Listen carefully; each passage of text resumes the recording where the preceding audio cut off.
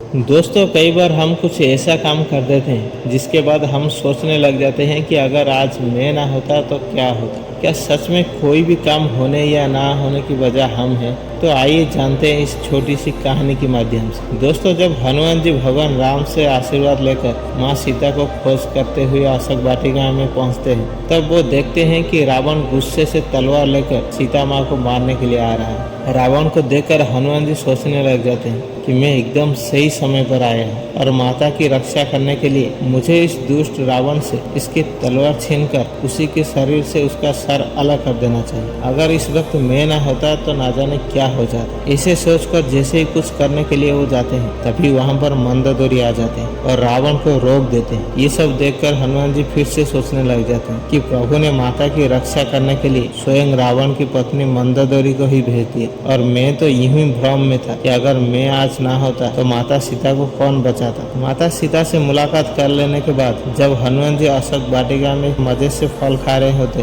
तभी रावण के सैनिक उन्हें देख लेते और उन पर आक्रमण कर देते और हनुमान जी को बंदी बनाकर ले जाते। हनुमान जी के आने की खबर सुनकर त्रिजटा कहती है कि लंका में एक बंदर घुस आया है और वो इस सोने की लंका को जला के राख कर देगा। मैंने ये सब अपने सपने में देखा। ये सुनने के बाद हनुमान जी सोचने लग जाते हैं कि इस सोने की लंका को तो जल जाना चाहिए और इसके साथ रावण के अहंकार भी जल जाएगा। लेकिन प्रभु राम ने तो लंका को जलाने के लिए कहा ही नहीं। हो सकता है कि ये काम भी मेरे यहाँ होने की वजह से हो रहा हो। अगर मैं ना होता तो शायद ये सब कुछ भी ना होता। हनुमान जी को बंदी करके रावण के पास ले जाते हैं, जहाँ रावण हनुमान जी को मारने के आदेश दे देता है। रावण की बातें सुनकर विभीषण जी कहते हैं कि दूत को मारना नियम विरुद्ध है और ऐसा करना सही नहीं है। इसके बाद रावण कहती है कि इस बंदर ने हमारे अशोक वाटिका को पूरी तरह से तहस नहस कर दिया है, इससे तो दंड मिलना ही चाहिए और इसलिए उसकी पूंछ में आग लगा दी जाए। रावण के सैनिक हनुमान जी के पूंछ में कपड़ा बांधने लग जाते हैं और उस कपड़े पर घी लगाकर जलाने के लिए तैयार कर देते हैं। ये सब देखकर हनुमान जी सोचने लग जाते हैं कि ये जो भी कुछ हो रहा है मेरे प्रभु के मर्जी से हो रहा है, वरना इस बड़ी सी लंका को जलाने के लिए मैं कपड़ा, घी और आग कहाँ से लेकर आता। लेकिन फिर भी इस रावण ने इन चीजों का प्रबंध खुद ही कर दिया। जब प्रभु खुद ही रावण से अपना काम करवा लेते हैं तो मुझे ये भ्रम रखने की क्या जरूरत है कि जो भी कुछ हो रहा है वो सब कुछ मेरे वजह से हो रहा है। रावण के सैनिक ने हनुमान जी के पूंछ में आग लगा देते हैं और जिसके वजह से पूरी लंका में आग लग जाती है और सोने की लंका जलकर राख हो जाती है। दोस्तों, कई बार हमें भी ये गलतफहमियां हो जाती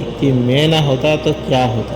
जिस तरह माता सीता को बचाने का काम प्रभु ने रावण की पत्नी से करवा ली और लंका को जलाने के लिए खुद ही उनसे आदेश दे दिया, तब हनुमान जी भी समझ गए कि प्रभु जिससे जो काम करवाना चाहते हैं उससे वो काम करवा ही लेते हैं। इसलिए ये बातें कभी ना भूलें कि इस संसार में जो भी हो रहा है वो ऊपर वाला की मर्जी से हो रहा है। कभी भी ये भ्रम ना पाले कि मैं ना होता तो क्या होता। मैं आपको बता दूं, आपके बिना कोई भी काम रुक नहीं जाएगा। अगर आप नहीं भी होंगे तभी भी उस काम को करने के लिए तुम्हारे जगह कोई ना कोई होगा। इस संसार में हर वो चीज होने के एक कारण होता है। जब तक आप कुछ कर रहे हो तो इसका मतलब ये है कि ऊपर वाला चाहता है कि आप उस काम को करें। और जिस दिन आपके अंदर ये घमंड आ जाता है कि ये काम मेरे बिना नहीं हो सकता, उस दिन के बाद ऊपर वाला कुछ ऐसा इंतजाम करेगा कि वो काम भी होगा और उस काम को करने वाला भी होगा। अपने आप प्रति हमेशा लगन रखें और ये सोच ना रखें कि आपके बिना इस दुनिया नहीं चल सकती। इस दुनिया में हर वो चीज बदला जा सकता है। आज आपकी जगह कोई और ले सकता है और किसी और की जगह कल कोई और ले जाएगा, लेकिन चीजें कभी भी रुकेंगे नहीं। आप होंगे तभी भी काम होगा, आप नहीं होंगे तभी भी काम होगा। इसलिए ये गलतफहमियां मत पालिए कि मैं ना होता तो क्या होता या मेरे बिना ये काम नहीं हो सकता। आशा करता हूँ इस छोटी सी कहानी से आपको बहुत कुछ सीखने को मिला हो और ऐसे और मोटिवेशनल वीडियो देखने के लिए हमारे चैनल को सब्सक्राइब। मिलते हैं अगली वीडियो पे, तब तक के लिए जय हिंद, जय भारत।